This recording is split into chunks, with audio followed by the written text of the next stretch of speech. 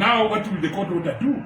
Serve Kenyans. If we can't respect the institutions that we have in this country, I think this country is heading to where we do not do. People of Western have said no to Rai, because Rai is the one running Pan Paper.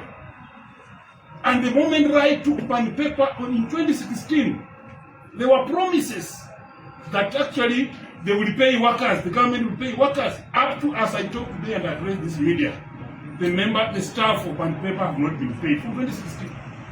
Now they are telling us that the staff of Nzoia, who have worked with Nzoia up to today, up to the day of takeover and handover, they will be vetted again, they will be reviewed, and then they are given 1 year to be in the farm, and then they will be left out.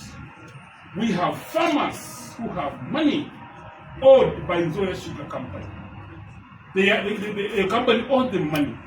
They are saying that it will be government which will pay, not right.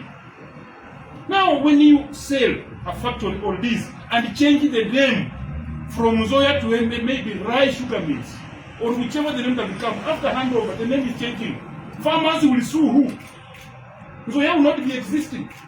And then the new farmers in Bungoma have got no contract with them. They don't know the doors of the ministry here that they come to be asking their money from. And they will not be allowed to enter Nzoia because it will not be Nzoia by that time. I'm asking ourselves simple questions. If this is how we are dealing with, and then also we are asking ourselves, where is the data document? Where is some kind of central? Where is the data document that they use? There is no transparency in this matter.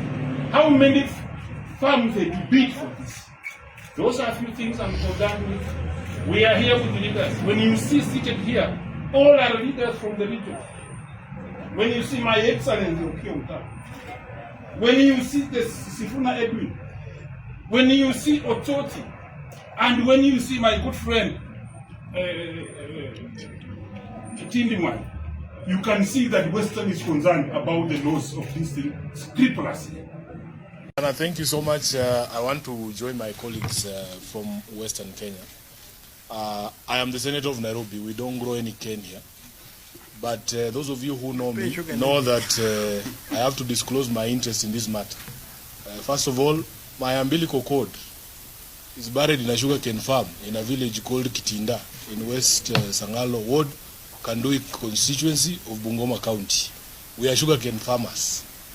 My second interest is that I also farm sugarcane in Bungoma. I am a farmer registered with Nzoia Sugar, and I grow that sugarcane on a farm that was left to me by my grandfather. I didn't grab anybody's land. So I have an interest in the matters and affairs of Nzoia Sugar and the Western Kenya as a whole. I want to join my colleagues here in saying that, first of all, as the people of Bungoma made it clear to me when I was there about 2 weeks ago, they told me that they are going to hold President William Ruto to his promise during the campaign that in fact he was not going to sell Nzoia, that he was going to upgrade the machinery, which has always been the biggest problem with Nzoia Sugar. There's a very serious case of inefficiency in the equipment that is there. Would you believe it, Senator Mtata, that equipment was there before Sifuna was born?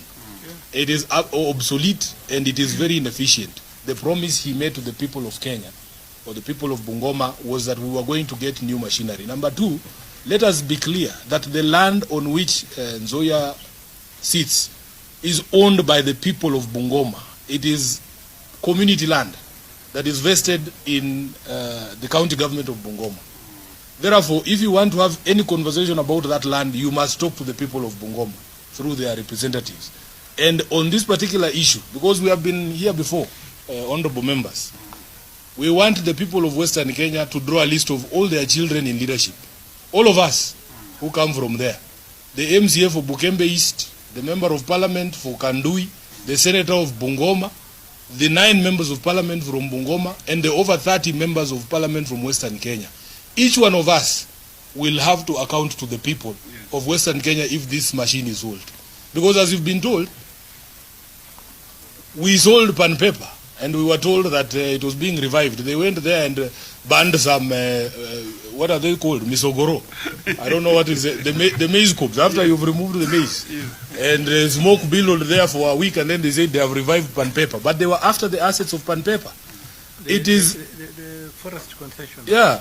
it is difficult for me to accept that in the entire world, there are only 2 or 3 families that can run sugar mills in Kenya. If you put out an international tender, and only 2 families from Kenya are the ones that are responding to that tender, there's a problem. The people who run sugar mills in Brazil, have they heard that Nzoia was looking for a strategic investor? How is it possible that we do an international tender and the respondents are not international people? They are just Kenyans here, running around from Webuye. That tells you that there's a problem. So I want the community to understand. And by the way, personally, as Sifuna, I do not think it is conscionable for anybody above the age of 40 to sign away public assets that are lasting more than 30 years.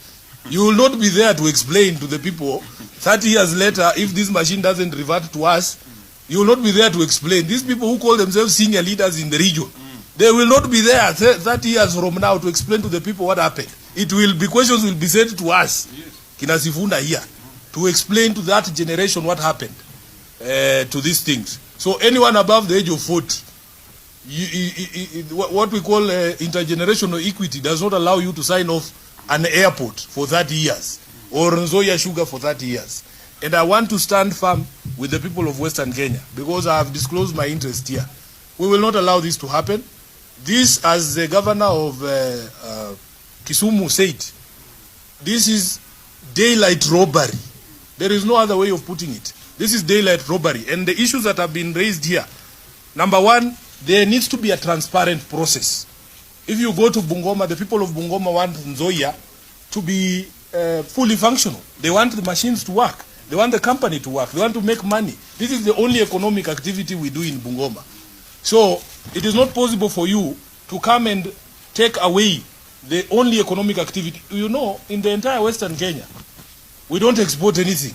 At least these other regions, they have things they export. They export tea, they export macadamia, they export coffee. But in Bungoma, we only know sugarcane. So our expectation was that even this process, when it was being undertaken, it will be done in a transparent manner. That you will involve all the stakeholders, including the farmers, including the suppliers like Senator Umtata and the others. And number 3, we are very suspicious that in fact these companies are after the land of Nzoia. It's a land grab.